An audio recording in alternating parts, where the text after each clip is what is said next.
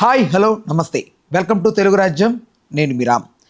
ఇప్పుడే ప్రజెంట్ వస్తున్న ఒక తాజా వార్త ప్రకారం మన తెలుగు యువ జవాన్ మురళీ నాయక్ గారు వీరమరణం పొందారు.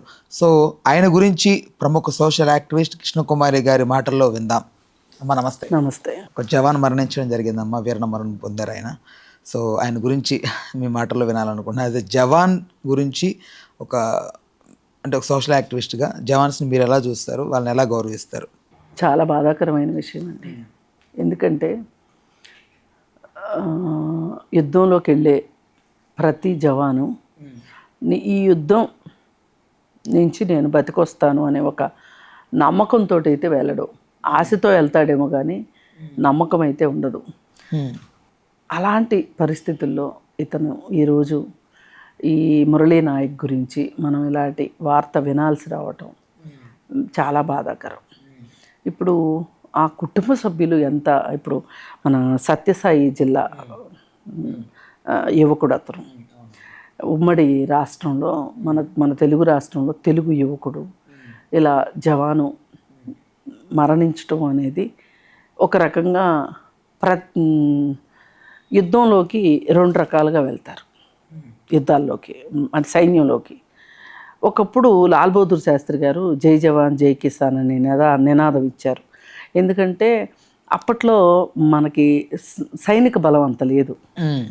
మనం స్వాతంత్రం వచ్చింది, మనము మన అభివృద్ధి మీద పెట్టినంత శ్రద్ధ జవహర్లాల్ నెహ్రూ గారు అంటే పంచవర్ష ప్రణాళికల ద్వారా ప్రాజెక్టులు కట్టడము, లేకపోతే విద్యాలయాలు, ఆరోగ్యంకి సంబంధించి వీటన్నిటిని డెవలప్ చేసుకునే దీనిలోనే చాలా కృషి చేశారు. సైన్యం మీద ఆయన పెద్ద దృష్టి పెట్టలా. కానీ ఉంది మనకు కూడా సైన్యం, కానీ అంత ప్రభావవంతమైన సైన్యం లేదు. మరి అలా అనుకుంటే పాకిస్తాన్కు కూడా అంత పెద్ద సైన్యం లేదు. కానీ బలం ఉన్నా బలం లేకపోయినా చికెన్ షాప్ ముందుకెళ్ళి తొడగొట్టినట్టు, కోడెళ్ళి తొడగొట్టినట్టు చేస్తూ ఉంటారు కదా. అలా పాకిస్తాన్ కయ్యానికి కాళ్ళు దువ్విన ప్రతిసారి వాళ్ళే మూల్యం చెల్లించుకున్నారు. సరే, వాళ్ళు ఓడిపోయి మూల్యం చెల్లించుకుంటే మనం గెలిచి కూడా మూల్యం చెల్లించుకుంటాం. ఎట్లా? ఈ జవాన్ల ప్రాణాల రూపంలో, డబ్బుల రూపంలో. అయితే అప్పుడు మనకి సైన్యం కూడా అవసరమే అని అనిపించి ఆయన సైన్యంలో చేరటానికి యువతని ప్రోత్సహించాలనే ఉద్దేశంతో ఆయన చాలా ఉద్వేగపూరితంగా జై జవాన్ జై కిసాన్ అని, ఈ దేశానికి ఒక రైతు ఎంత ముఖ్యమో ఒక సైనికుడు కూడా అంతే ముఖ్యమని చెప్పి ఆయన నినాదం ఇవ్వటం జరిగింది లాల్ బహదూర్ శాస్త్రి గారు. సరే, చాలామంది సైన్యంలో చేరారు. సైన్యంలో చేరటం వల్ల అందరూ చనిపోతారని కాదు, కానీ అష్టకష్టాలు పడ్డప్పటికీ ట్రైనింగ్ చాలా చాలా కఠినంగా ఉంటుంది. ఒకప్పుడు చేరతాము అంటే చాలు తీసుకెళ్ళి చేర్చుకుని ట్రైనింగ్ ఇచ్చేవాళ్ళు. ఇప్పుడేంటి, సెలక్షన్కి కూడా ఎంతో కొంత దేహదారుఢ్యము అది అంటే ఆ ఫిట్నెస్ అవన్నీ ఉంటేనే చేర్చుకుంటున్నారు. కొంతమందికి ఎందుకో తెలియదు కానీ కొన్ని ఊర్లలోనే ఆ ఎఫెక్ట్ ఉంటుంది. ఆ ఊర్లో ఎవరో ఒకరిద్దరు వెళ్తారు సైన్యంలోకి. వాళ్ళు వాళ్ళ సొంత ఇంటికి వచ్చినప్పుడు, సొంత ఊరు వచ్చినప్పుడు వాళ్ళకి దక్కే గౌరవం అవన్నీ చూసి ఇంకొంతమంది కూడా సైన్యంలో చేరాలని ప్రభావితమయ్యి ఉత్తేజంగా వెళ్ళి చేరేవాళ్ళు ఉంటారు. అలా కాకోకుండా కొంతమంది ఏంటి అంటే దేశ రక్షణకి నేను కూడా ఒక సమిధన అవ్వాలి అని వెళ్ళేవాళ్ళు కూడా ఉంటారు కొంతమంది. ఏది ఏమైనప్పటికీ ఆఫీసర్ల పిల్లలు ఆఫీసర్లు అవుతారు. ఆల్రెడీ ఆర్మీలో ఉన్న వాళ్ళ పిల్లలు, ఆర్మీ ఆఫీసర్ల పిల్లలు ఆఫీసర్లు అవుతారు. ఈ జవాన్లు పిల్లలు జవాన్లే అవుతూ ఉంటారు. ఒకసారి ఆర్మీకి వెళ్ళి వచ్చిన తర్వాత ఈ కింది స్థాయి ఉద్యోగస్తుల్లో ఆర్మీకి వాళ్ళ పిల్లల్ని పంపటం కొంచెం కద్దే, తక్కువ.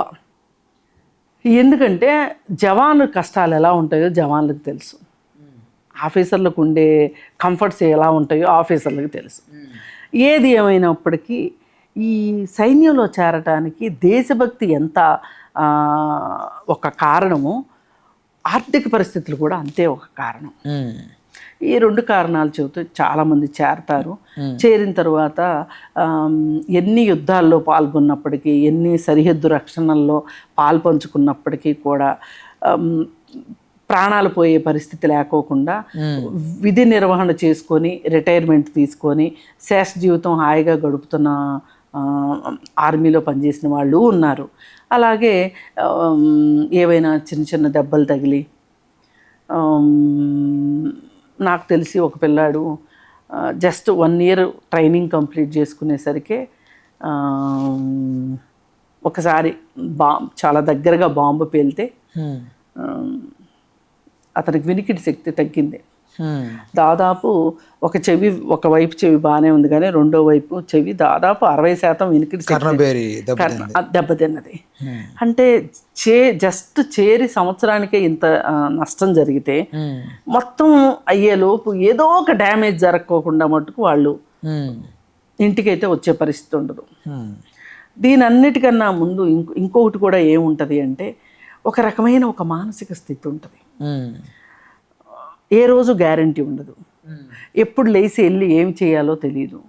వాళ్ళకి ఆల్రెడీ చాలా కఠినమైన శిక్షణలు ఇవన్నీ కూడా ఉంటాయి వాళ్ళకి. వీటన్నిటి దృష్ట్యా కూడా వాళ్ళు కుటుంబాలకి సంవత్సరాల తరబడి దూరంగా ఉండటం, ఇక్కడ కుటుంబాలు ఇబ్బంది పడటం, వీళ్ళకి పిల్లలు పుడితే కూడా ఆ పిల్లల్ని సరిగా ఒక తండ్రిగా డబ్బులు ఇవ్వడమే కానీ ఒక జవాను కొడుకుగా గౌరవం ఉంటుంది తప్పితే తండ్రి స్పర్శకి దూరంగా పిల్లలు పెరగడము, ఇవన్నీ కూడా చాలా కష్టాలు ఉన్నాయి. ఇప్పుడు మనము గ్లోరిఫైయింగ్గా మాట్లాడుకోవడం ఒక ఎత్తు అయితే, రెండో పక్క కష్టాలు కూడా అలాగే ఉంటాయి. అందుకే నాకు ఏమనిపిస్తుంది అంటే, యుద్ధము శాంతి ఈ 2 ఒక రకంగా కవల పిల్లలు లాంటివి. అసలు కవల పిల్లలే వద్దు అనిపించేలాగా ఉంటుంది. అసలు యుద్ధం వద్దు, మనకు శాంతి కావాలి అని అనిపిస్తుంది. ఎందుకంటే శాంతి వల్ల నష్టం లేదు. శాంతిని కోరుకున్న వాళ్ళు పిరికి వాళ్ళని అనుకోవడానికి కూడా వీలు లేదు. అయితే నేను శాంతిని కోరుకున్నంత మాత్రాన నా పక్కన వాళ్ళు యుద్ధం కోరుకోవాలనుకున్నప్పుడు అనుకోకుండా నేను యుద్ధంలోకి వెళ్తాను తప్పితే శాంతి మంత్రం పనిచేయదు కదా. ఇప్పుడు పాకిస్తాన్కి మనకి జరుగుతున్నది అదే కదా. ఇప్పుడు మనం వద్దని మనమేమి కాలుదవ్వట్లేదు, కానీ వాళ్ళు అలా చేస్తుంటే తప్పగా దాడికి ప్రతిదాడి చేయాల్సిందే, వ్యూహానికి ప్రతి వ్యూహం చేయాల్సిందే. అందుకోసం ఏంటి అంటే ఈ దాడిలో ఇది ఎంత త్వరగా ముగిసిపోతే ఇంకొక ప్రాణం ఇప్పుడు పంజాబ్ అతను చనిపోయాడా, రాజస్థాన్ అతను చనిపోయాడా, లేకపోతే ఎవరు చనిపోయారు అనే దానికన్నా మన భారతీయులు చనిపోతున్నారు కదా, మన యువకులు చనిపోతున్నారు కదా, అది బాధించే విషయం. ఏది ఏమైనా మురళీ నాయక్ కుటుంబానికి ఈ ప్రభుత్వం, కేంద్ర ప్రభుత్వం కానీ లేకపోతే రాష్ట్ర ప్రభుత్వం కానీ ఆ కుటుంబానికి చాలా అండగా ఉండాలి. వాళ్ళు పెద్ద చదువుకున్న కుటుంబంలాగా లేరు. ఫోన్ కాల్ కూడా వాళ్ళకి బాగా అర్థం కాలేదు పాపం, ఏ మాటకు ఆ మాట. పేదరికంలోనే ఉన్నట్లున్నారు వాళ్ళు. ఏదైనా ఇది మటుకు చాలా బాధాకరం. అతని ఆత్మకి శాంతి కలగాల మనస్ఫూర్తిగా నేను అనలేకపోతున్నా. ఎందుకంటే నాకు ఆ తల్లిదండ్రుల దుఃఖం గుర్తొస్తుంది. ఒక పక్క ఇంకా యుద్ధం పూర్తిగానే విషయంలో అతను ప్రాణం పోయేటప్పుడు కూడా అనుకుని ఉండొచ్చు, ఇంకా యుద్ధం ఏమీ తేలలేదు, నేను చనిపోతున్నాను, నేను ఇంకా చెయ్యాలి, నేను ఈ దేశానికి సేవ చేయాలి ఇంత త్వరగా చనిపోతున్నానేంటి అని కూడా అతను బాధపడుతూ ఉండొచ్చు. ఏది ఏమైనప్పటికీ కూడా అతని మరణం వృధా కాకూడదు. అయితేనేమో మొన్నటి వరకు మన వాళ్ళంతా కూడా యుద్ధం కావాలి, యుద్ధం చెయ్యాలి అనే నినాదంతో ఉన్నారు. పాక్ మీద కోపంతో, పాక్ మీద ద్వేషం వచ్చి, సో వాళ్ళు చేసిన పనికి అదంతా కూడా. కాకపోతే ఇక్కడ ఇప్పుడు ఈయన చనిపోయింది యుద్ధం వల్లే. బట్ ఇప్పుడు అందరూ కూడా కన్సర్న్ చూపిస్తూ ఉన్నారు, అంటే సగడ సానుభూతి చూపిస్తున్నారు. అయితే ఇప్పుడు యుద్ధం కావాలనుకున్న వాళ్ళని ఏమనొచ్చమ్మా మనం? ఎవరైతే అంటే నేను ఒకటే అంటాను, ఎవరైనా యుద్ధం కావాలి అనుకుంటే కనుక మీరు వెళ్ళండి, మీరు కూడా సైన్యంలో చేరండి. సైన్యంలో ఇప్పుడు ఇజ్రాయెల్ ఉంది, ఇజ్రాయెల్ దేశంలో ఖచ్చితంగా వాళ్ళు ఒకళ్ళు యుద్ధంలో, అంటే ప్రతి ఒక్కళ్ళు యువకులు యుద్ధంలోకి వెళ్ళాల్సిందే, 2 ఏళ్ళు సైన్యంలో పనిచేయాల్సిందే. ఆ టైంలో కనుక యుద్ధం వస్తే యుద్ధంలో పాల్గొనాల్సిందే.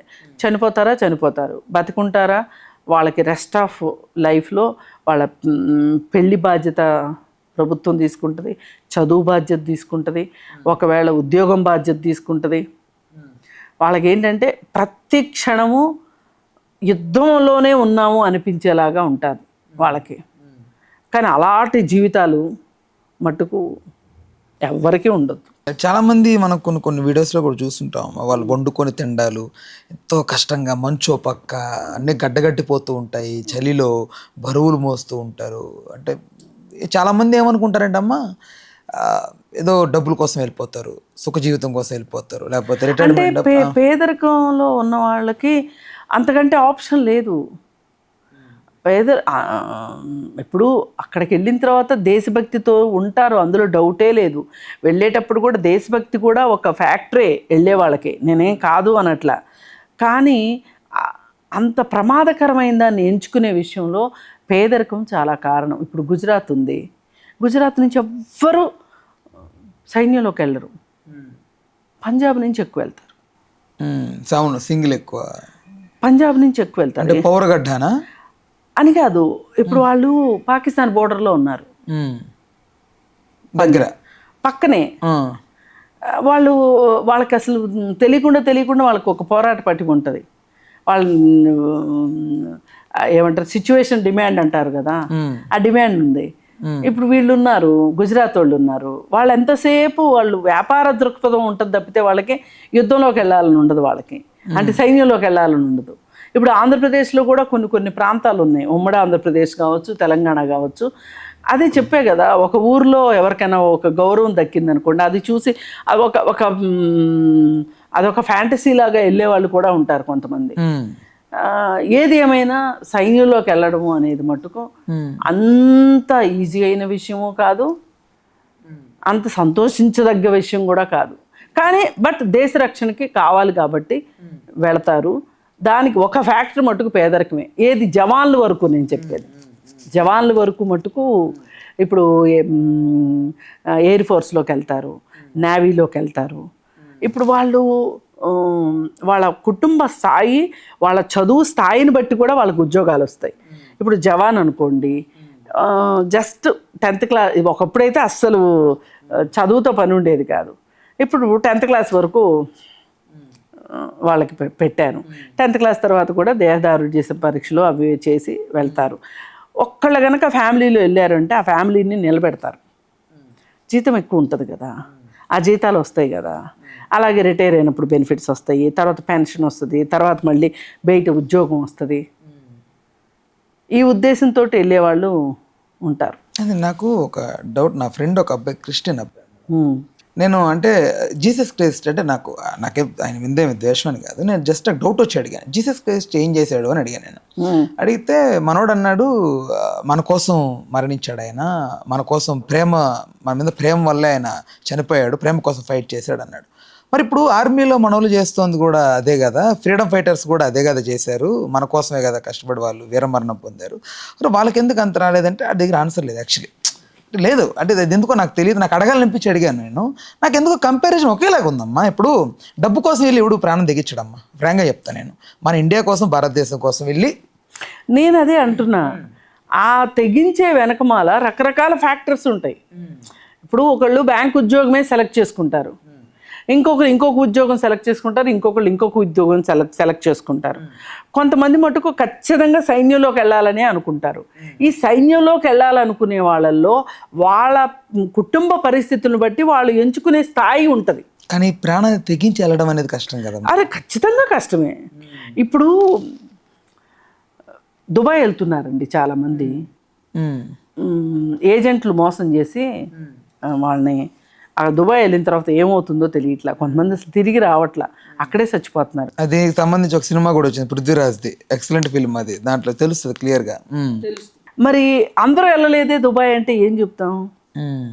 అందుకని ఏంటంటే సైన్యంలోకి జవాన్ల వరకు మటుకు పై వాళ్ళ సంగతి నేను వ్యాఖ్యానించను, కానీ పేదరికం కూడా ఒక కారణం. వెళ్తారు, వెళ్ళిన తర్వాత ఎన్ని కార్యక్రమాల్లోనూ పాల్గొని విజయవంతంగా వాళ్ళ పీరియడ్ కంప్లీట్ చేసుకొని బయటకు వచ్చేస్తారు. అయితే ఇప్పుడు అగ్నిపథ్ అని ఒక స్కీమ్ తీసుకొచ్చారు. ఈ అగ్నిపథ్ స్కీమ్లో పెన్ 4 సంవత్సరాలే పనిచేస్తారు. తర్వాత బయటకు వచ్చిన తర్వాత మళ్ళీ సెలక్షన్స్ ఉంటాయి. అప్పుడు మళ్ళీ మీకు ఆ పై ఉద్యోగానికి వెళ్ళాలంటే సెలక్షన్స్ అయితేనే, ఆ సెలక్షన్లో సెలక్షన్ కాకపోతే కనుక మళ్ళీ వెనక్కి వచ్చేసేసి దీనివల్లే కదా సికింద్రాబాద్లో రైల్వే స్టేషన్ ఆ గందరగోళం జరిగింది. అయితే ఇలా ఉంటే కనుక వాళ్ళకి నా జీవితానికి నేను ఒక రకంగా గాలిపటం లాగానే వెళ్తున్నాను. కానీ ఆ గాలిపటంకి కూడా సమయం చాలా తక్కువ. అంటే ఎంతమంది సిద్ధపడతారు వెళ్ళటానికి సైన్యంలోకి అనేది కూడా ఒక ప్రశ్న వచ్చింది. ఆ నిర్ణయం కూడా కొంచెం వెనక ముందు ఆలోచించుకోకుండా తీసుకున్న నిర్ణయమే అని అనిపించింది. అగ్నిపథ్ స్కీమ్ అయితే మటుకు అంటే మన దేశంలో ఏం జరుగుతుంది అంటే కొంచెం బుల్డోజింగ్ చేయటం ఎక్కువ అవుతుంది ఈ మధ్య. ఏదైనా ఒక నిర్ణయం తీసుకునేటప్పుడు ప్రజల్ని ప్రిపేర్ చేయాలి. ఇప్పుడు మన అబ్బాయిని మనం ఒక స్కూల్ మార్పించాలనుకుంటున్నాం, ప్రిపేర్ చేస్తాం లేదా? నిన్నటిదాకా ఒక స్కూల్కి వెళ్ళాడు, సడన్గా తీసుకెళ్ళి ఇంకో స్కూల్లో వేయం కదా. ఈ స్కూల్ నుంచి ఆ స్కూల్కి ఎందుకు మారుస్తున్నామో మన అబ్బాయికి చెప్తాం కదా. అట్లా ఒక నిర్ణయం తీసుకునేటప్పుడు ప్రజల భాగస్వామ్యంతో, ప్రజల సహకారంతో ఒక నిర్ణయం తీసుకుంటే అది ఖచ్చితంగా సక్సెస్ అవుతుంది. లేదు అనుకుంటే ఇట్లాంటి గొడవలు జరుగుతాయి. ఏది ఏమైనా సైనికులకి వేతనాలు పెంచే విషయంలో పిసినార్తనంతో ఉండటం కానీ, లేకపోతే వాళ్ళని వీళ్ళతోటి ఎప్పుడు అవసరం పడుతుందో అని అవసరం లేని వాళ్ళగా చూడటము, ఇవన్నీ కూడా చాలా తప్పు. వాళ్ళు చేస్తున్న త్యాగం మామూలు త్యాగం కాదు. ఆ త్యాగానికి నిజంగా వెలకట్లేంది. అందుకే ఆయన లాల్ బహదూర్ శాస్త్రి గారు జై జవాన్ జై కిసాన్ అన్నారు. అప్పుడు ఎప్పుడో అంటే ఈ రోజుకి ఆ నినాదం ఈ రోజుకి గొప్పగా అనిపిస్తుందంటే ఆలోచించండి. మరి ఏదేమైనా ఇంకొకసారి మన ప్రగాఢ సానుభూతిని మట్టుకు మురళీ నాయక్ మరణానికి చింతిస్తూ ఆ కుటుంబానికి మన సౌహార్ద్రతను ప్రకటిస్తూ ప్రభుత్వం కూడా వారిని ఆదుకోవాలి అని చెప్పి కోరుకుందాం. రైట్, ఓకే అమ్మా, ధన్యవాదాలమ్మా. Thank you. వందే మాతరం, వందే మాతరం, వందే మాతరం, వందే మాతరం. హలో, తెలుగు రాజ్యం ఛానల్ చూస్తున్నారా? సామాజిక రాజకీయ జీవన చిత్రణే తెలుగు రాజ్యం. అతిశయోక్తులు అసత్యాలు ఉండవు. రాజకీయ కోణం కాదు, ప్రజా కోణమే కొలబద్ద. తెలుగు రాజ్యం వీక్షణ మీ ఉత్తమ అభిరుచికి నిదర్శనం.